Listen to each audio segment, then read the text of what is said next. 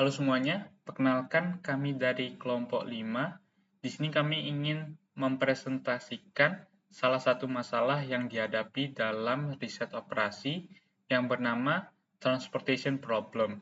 Nah, transportation problem itu sendiri merupakan suatu masalah mengenai bagaimana cara mendistribusikan produk atau item dari lokasi supply menuju ke lokasi demand. Jadi, transportation problem ini merupakan salah satu masalah optimasi di mana kita ingin meminimalkan biaya transportasi tersebut. Nah, kami mengusulkan suatu algoritma untuk menyelesaikan masalah transportation problem. Algoritma tersebut bernama Modified CSM. Nah, algoritma ini didasarkan dari algoritma CSM yang original, di mana kami memodifikasinya supaya mendapatkan solusi yang lebih optimal.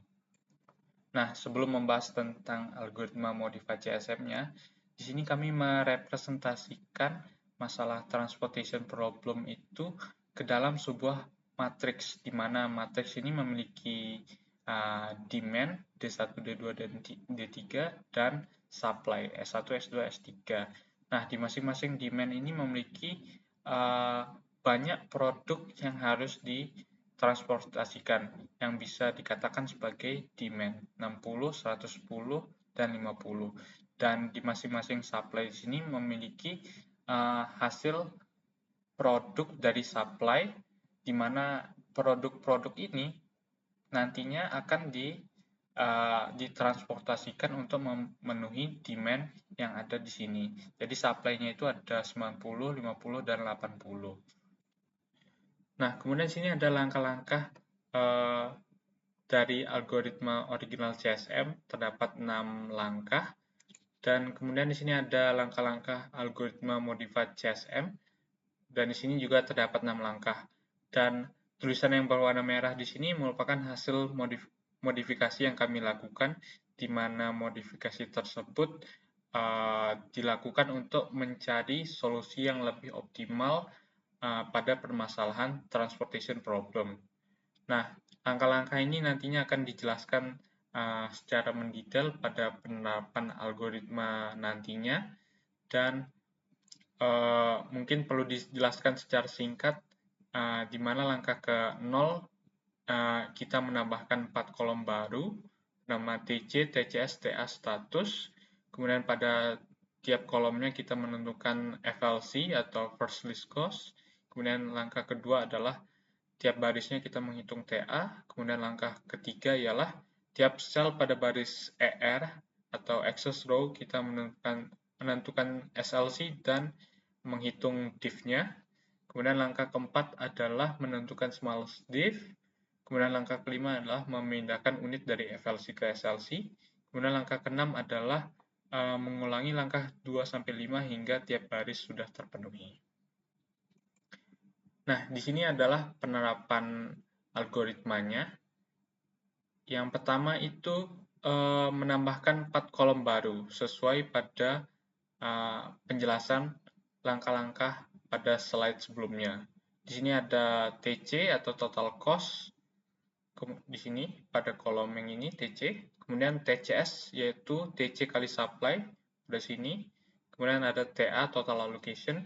Di sini masih belum diketahui, dan status atau status tiap baris di sini dan juga masih belum diketahui. Nah, untuk mendapatkan TC itu ada rumusnya tersendiri, dapat diformasikan sebagai summation dari unit cell cost yang pada baris dan kolom. Nah, misal di sini ada unit cell cost 518 itu didapatkan TC sebanyak 14, dikarenakan 5 tambahin 1 tambah 8 ialah 14. Dan juga pada TC yang pada baris 2 itu 9, dikarenakan 2 tambah 4 tambah 3 itu adalah 9. Nah, dan selanjutnya pada baris ketiga juga begitu, didapatkan 21. Nah, kemudian TCS itu dapat dirumuskan sebagai TC pada baris ke I dikalikan supply pada baris ke I. Jadi TC ini 14 kali 90 didapatkan TCS 1260, kemudian ada TCS 450 didapatkan dari 9 kali 50 dan seterusnya juga pada baris ketiga. Nah, untuk TA dan status masih belum diketahui. Nanti akan diketahui pada langkah selanjutnya. Nah, setelah membuat 4 kolom tadi, 4 kolom baru tadi, itu pertama pada tiap kolomnya perlu menentukan FLC atau First List Cost. Nah, First List Cost sendiri itu adalah sel dengan unit cost terkecil yang ada pada suatu kolom. Nah, jadi yang kita lihat adalah kolom pada masing-masing D1, D2, D3 itu kita menentukan FLC-nya. Nah, misal di sini ada 5, 2, dan 6. FLC-nya ialah 2 karena 2 merupakan yang terkecil.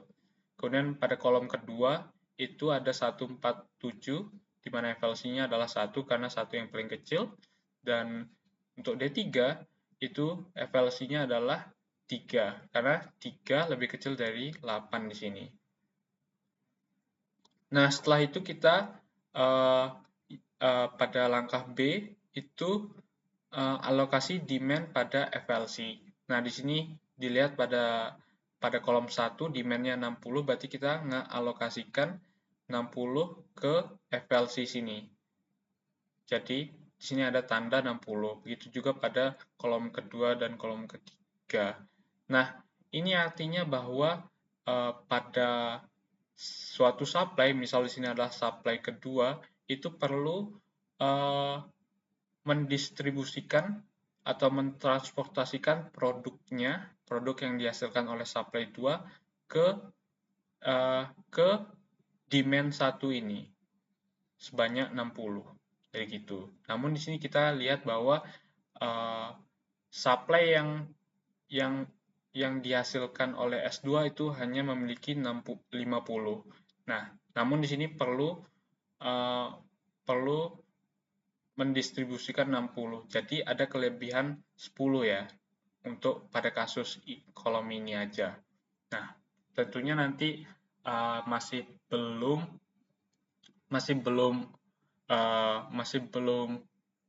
sesuai dengan persyaratan transportation problemnya, di mana nanti ini akan diubah distribusi produk-produknya. Lanjut ke langkah kedua ialah tiap barisnya S1, S2, S3 itu kita menghitung TA atau total allocation. Nah, bisa dirumuskan sebagai seperti ini.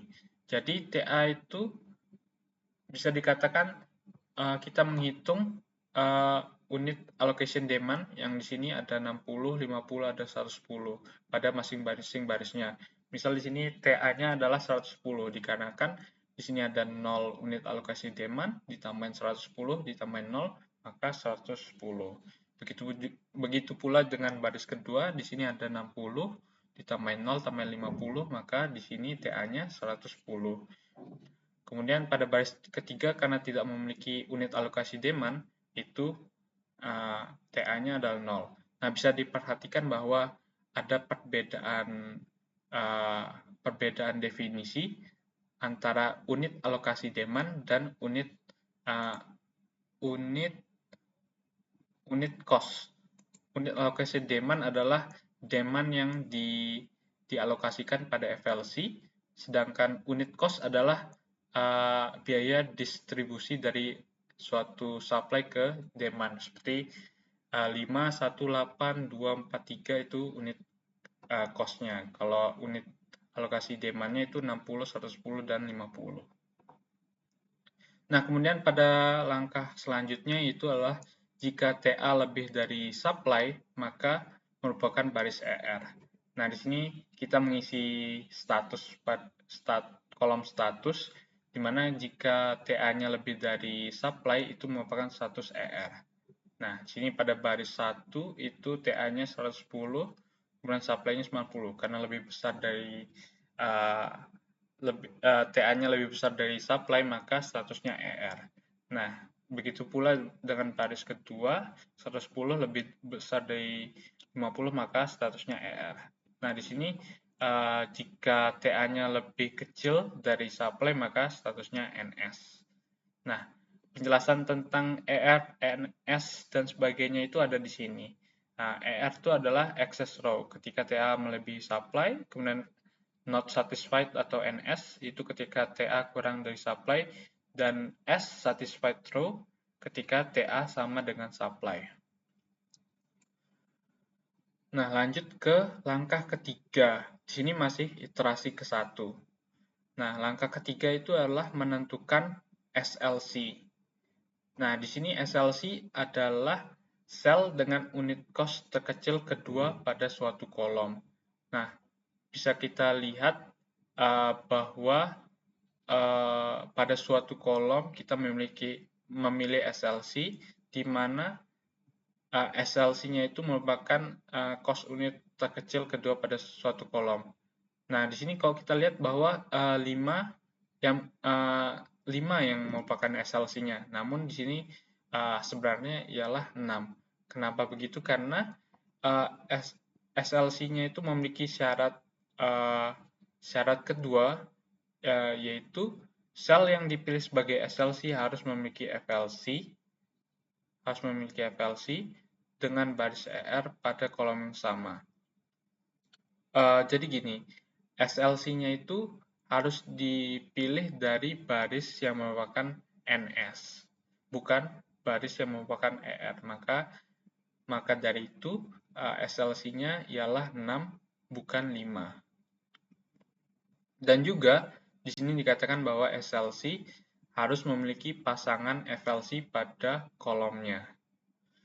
Nah, kemudian di sini untuk kolom kedua, FLC-nya mau tidak mau merupakan 7, karena baris kedua itu 4 merupakan baris ER.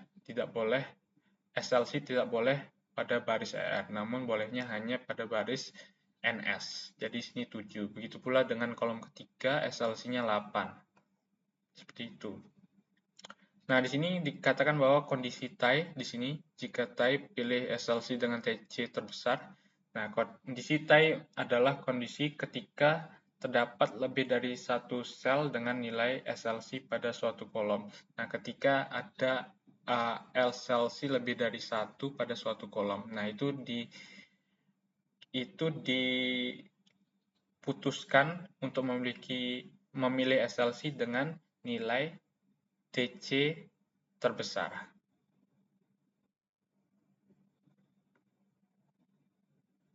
Nah, langkah selanjutnya itu kita menghitung div, yakni div didapat dari SLC kurang dari FLC yang bagian sini. Nah, div-nya itu SLC kurang dari FLC. 6 kurangin 2 dapat 4, 7 kurangin 1 dapat 6, 8 kurangin 3 dapat 5. Nah, kemudian langkah keempat adalah menentukan smallest div atau SDiv. Di sini penentuan SDiv-nya bisa kita lihat di sini ada 3 kolom memiliki div. Nah, kita menentukan kolom mana yang memiliki div yang terkecil atau bisa dikatakan dengan SDiv. Nah, di sini kita memilih kolom yang ke-1 karena 4 lebih kecil dari 5 atau 6. Nah, di sini ada dikatakan bahwa kondisi tie ketika terdapat lebih dari satu nilai SDiv terkecil yang sama. Nah, untuk menentukan div mana yang perlu diambil, itu kita perlu menentukan TUC-nya. TUC untuk menentukan smallest div.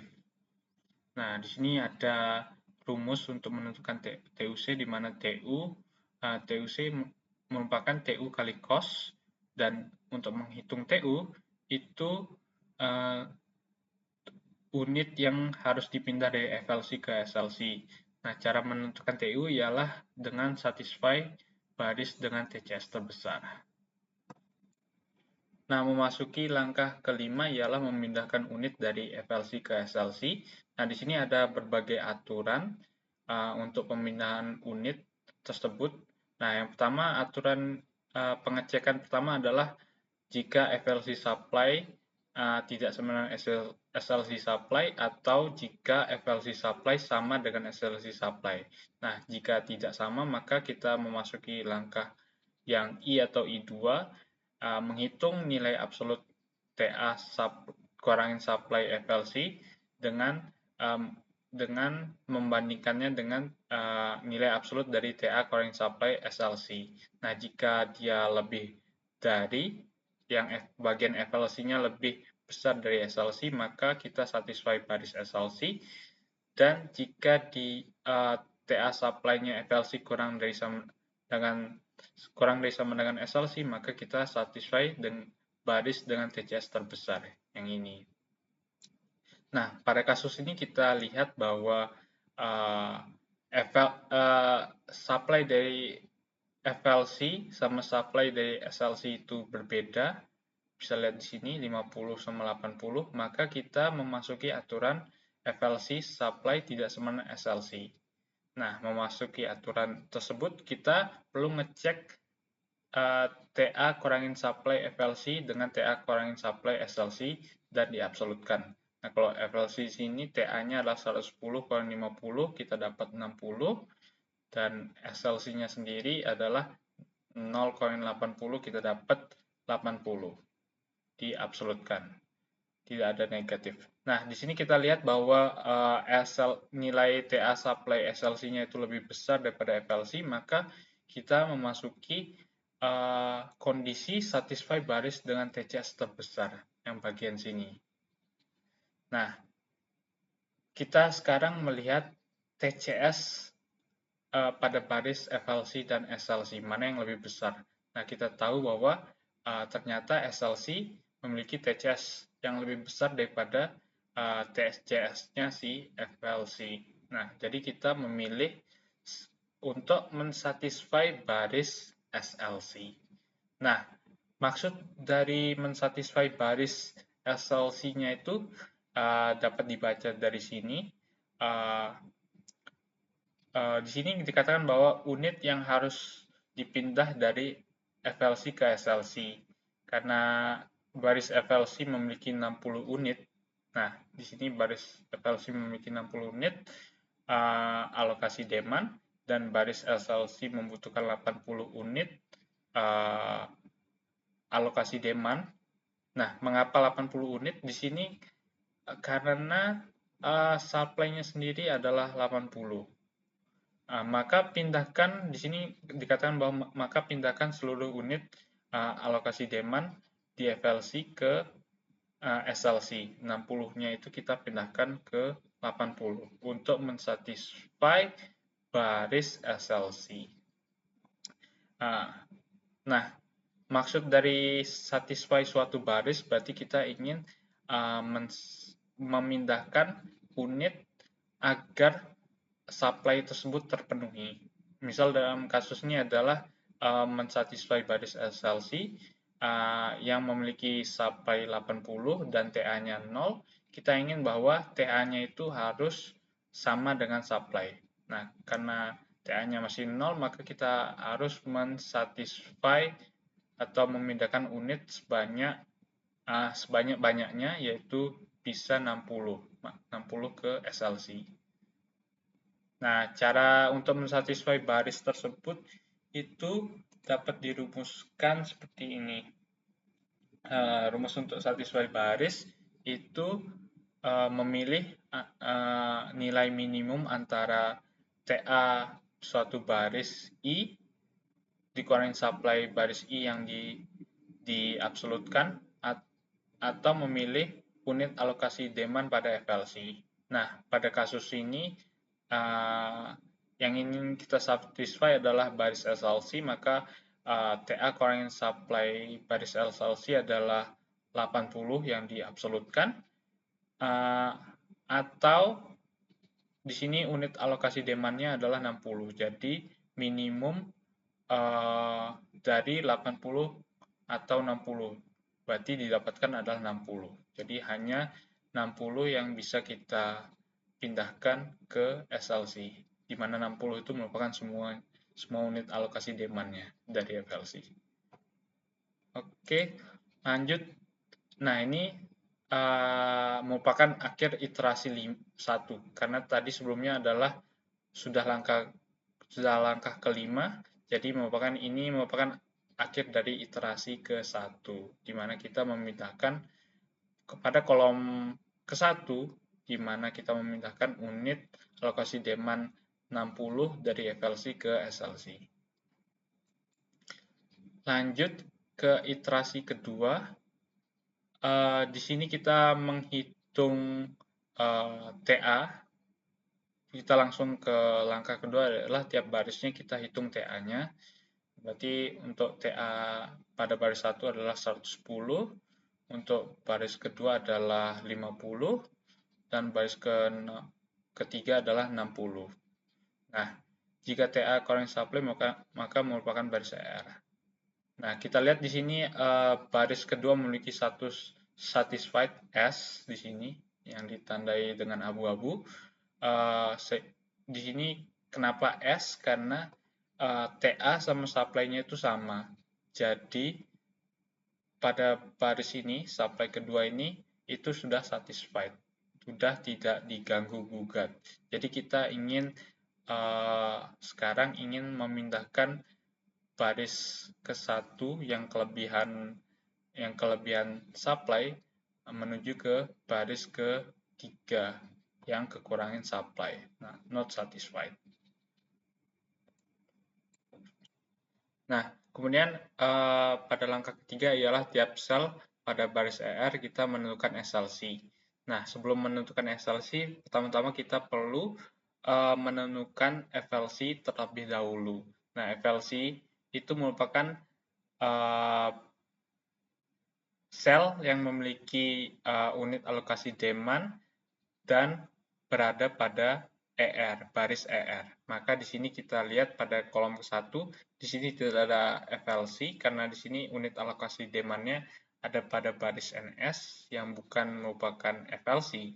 Kemudian kolom kedua itu di sini kita dapat bahwa terdapat FLC pada baris 1 karena pada sel ini terdapat unit alokasi demand dan juga merupakan baris ER di sini FLC.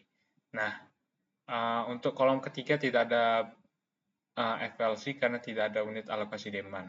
Nah, kita fokusnya pada kolom kedua, di mana FLC-nya itu ada pada baris pertama. Kemudian untuk SLC-nya ialah mau tidak mau ada pada baris ke-3 yang merupakan baris NS. Untuk baris kedua tidak diganggu gugat karena sudah satisfied. Jadi setelah itu kita menentukan div-nya seperti biasa. Jadi SLC kurangin FLC. 7 kurangin 1 ialah div-nya 6. Nah, di sini ada penjelasan lebih lanjut mengenai pemilihan SLC, di mana kita harus menentukan FLC terlebih dahulu, dan definisi FLC itu merupakan baris yang memiliki unit alokasi demand dan berada pada baris ER, dan juga di sini SLC dapat dicari dengan cara memilih sel dengan unit cost terkecil yang ada pada baris NS. Nah, kemudian lanjut ke langkah keempat ialah menentukan smallest div. Nah, di sini mau tidak mau kita memilih kolom kedua karena satu-satunya kolom yang memiliki div. Kemudian kita melanjutkan pada langkah kelima ialah memindahkan unit dari FLC ke SLC. Nah, caranya seperti yang sebelumnya telah dijelaskan. Itu yang pertama kita ngecek nilai supply dari FLC dan SLC 90 sama 80. Jadi tidak sama, maka kita lanjut ke kondisi TA. untuk mencari TA supply dari FLC dan SLC. Nah, TA supply dari FLC ialah 110 kurangin 90 itu 20, dan TA supply dari SLC itu 60 kurangin 80 itu juga 20. Maka di sini karena TA supply FLC sama dengan TA supply SLC, maka kita harus mensatisfy baris dengan TCS terbesar. Kita melihat sekarang nilai TCS terbesar di mana. TCS terbesar itu pada baris SLC. Jadi kita harus satisfy baris SLC. Nah, cara mensatisfy baris SLC kita bisa pakai rumus yang telah dijelaskan sebelumnya. Kita menghitung TA kurangin supply dari baris yang ingin kita satisfy. 60 kurangin 80 itu ialah 20 yang dengan nilai absolutnya 20. Kemudian unit alokasi demand pada FLC-nya adalah 110.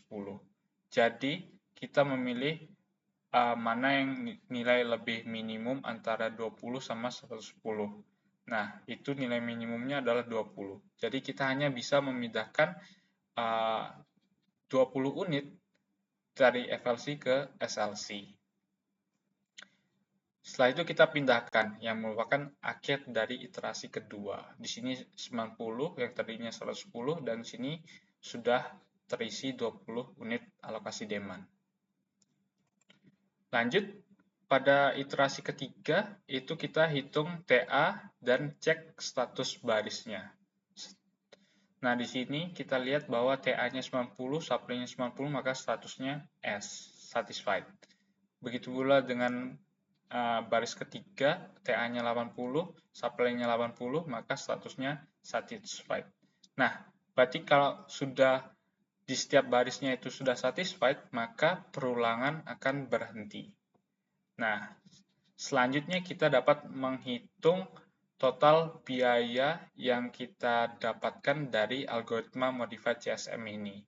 Nah, untuk menghitungnya itu ialah dengan melihat unit cell cost yang ada dengan unit alokasi demand-nya. Jadi 60 kaliin 6 kaliin 60 ditambahin dengan 1 kali 90 ditambahin 7 kali 20 ditambahin dengan 3 kali 50. Hasilnya itu adalah 740. Itu merupakan total biayanya. Nah, di sini kalau kita lihat bahwa perbandingan hasil tiap algoritmanya itu kita lihat CSM dan modified CSM-nya itu sama, memiliki nilai 740, dan nilai optimalnya sendiri itu juga 740. Sedangkan di sini dengan menggunakan algoritma NWM, Northwest Method, itu didapat 940 yang merupakan tidak optimal. Nah, pertanyaannya adalah apa pengembangan yang dihasilkan oleh algoritma modified CSM? Nah, di sini terdapat 32 test case soal TP yang diberikan. Bisa dilihat di sini, tabel ini. Nah, kalau kita lihat bahwa test case yang N03 itu ditandai warna merah, masing-masing CSM original dan modifikasi, itu artinya nilainya tidak optimal dengan solusi optimal yang ada. Nah, kalau kita lihat yang N12 itu CSM modifikasi mendapatkan nilai optimal sedangkan original tidak. Begitu pula dengan N30. Itu CSM modifikasi menang terhadap CSM originalnya. Nah, N21 juga. Nah, kalau dapat disimpulkan bahwa CSM itu memiliki kebenaran total accepted itu 25 test case dari 32 test case, sedangkan modified CSM itu memiliki kebenaran 27 test case dari 32 test case, di mana akurasinya itu untuk CSM adalah 78%, sedangkan modified CSM itu 84%. Jadi seperti itu untuk algoritma modified Modified CSM-nya. Nah, link sumber kode dan test case-nya bisa dilihat pada link GitHub ini. Nah, sekian dari presentasi kami mengenai usulan algoritma modified CSM untuk menyelesaikan masalah transportation problem yang ada pada riset operasi. Jika terdapat kesalahan kata atau penjelasan yang sulit dimengerti, mohon dimaafkan, dan sekian dari kami. Terima kasih.